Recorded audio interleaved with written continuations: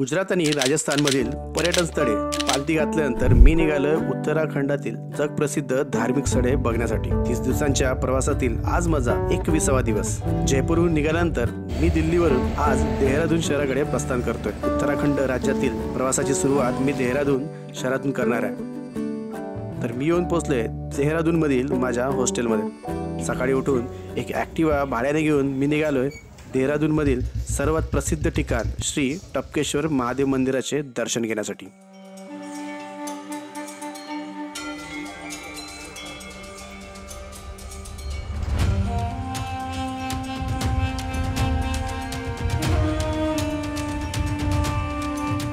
टॉन्स नदीच्या किनाऱ्यावर प्राकृतिकरित्या बनलेल्या गुफेमध्ये आहे हे श्री टपकेश्वर महादेव मंदिराची शिवलिंग।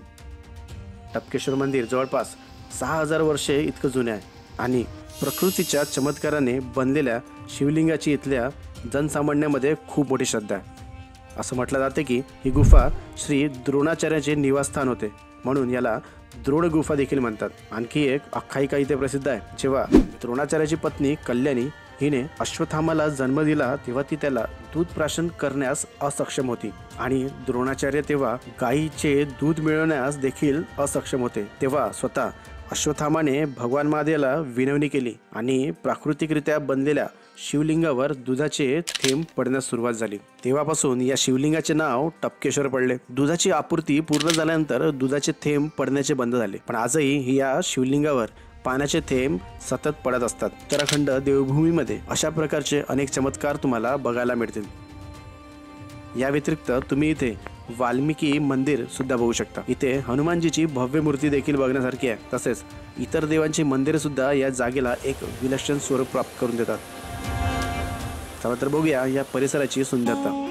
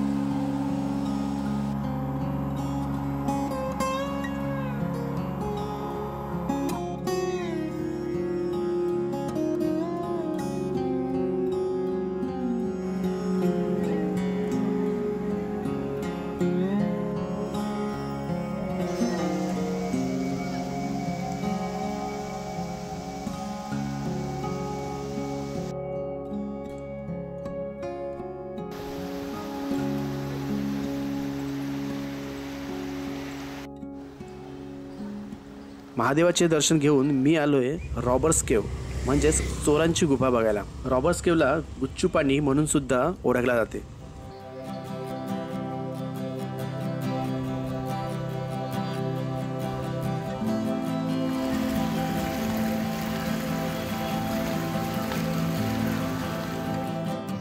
ही गुफा देहरादून शहराच्या मध्यभागापासून जवळपास 8 किलोमीटर अंतरावर आहे। या गुफेचे वैशिष्ट्य म्हणजे या प्राकृतिक गुफेमधून एक पाण्याचा प्रवाह वाहत असतो आणि हे बघण्यासाठी व या प्रवाहात चालण्यासाठी एक वेगळीच मजा येते।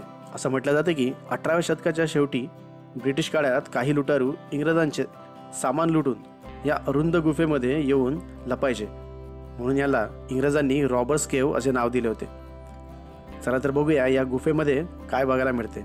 आणि हो, प्रवेश शुल्क फक्त 35 रुपये एवढे आहे।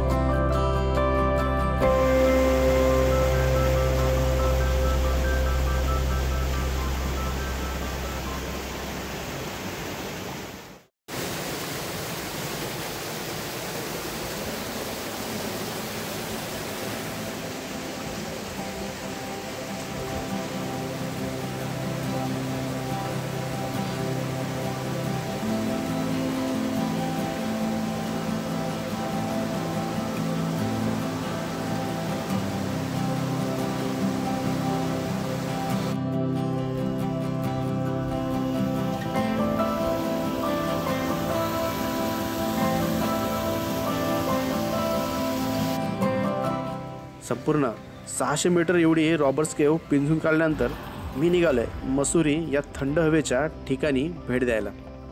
मसुरी हे एक हिल स्टेशन आहे आणि भारतातच नाही तर हे जगात एक सुंदर थंड हवेचे ठिकाण म्हणून प्रसिद्ध आहे. देहरादूनपासून 35 किलोमीटर अंतरावर असलेले हे ठिकाण खरंच बघण्यासारखे आहे. पण या हिल स्टेशनला येतानाचा रस्ता मात्र तेवढा सोपा नाही. असंख्य आडीमोडी नागमोडी वळणाची रस्ते पार करून मी पोचलोय लाल टिब्बा या प्रेक्षणीय स्थळाच्या ठिकाणी. मसुरी व त्याच्या सभोवताल असंख्य पर्यटन स्थळे आहेत आणि आपण ते त्यानंतर बघू शकतो. आता ज्या ठिकाणी मी उभा आहे तो मसुरीमधला लँडोर परिसर आहे आणि हे लाल टिब्बा इथलं 2ऱ्या क्रमांकाचा सर्वात उंच ठिकाण आहे. आणि आज तुम्ही हे सुंदर दृश्य बघत आहात. याला विंटर लाईन म्हणजेच एक प्रकारची हिवाळ्यात दिसणारी रेखा आहे जी फक्त जगात 2च ठिकाणी दिसत असते. एक म्हणजे मसुरी आणि दुसरी स्वित्झर्लंड आहे. डिसेंबर ते फरवरी महिन्यामध्ये हा संपूर्ण परिसर बर्फाने आच्छादला असतो. तर दिवसाचा शेवट या सुंदर दृश्याने करत मी देहरादूनला परत निघण्याची तयारी करतो.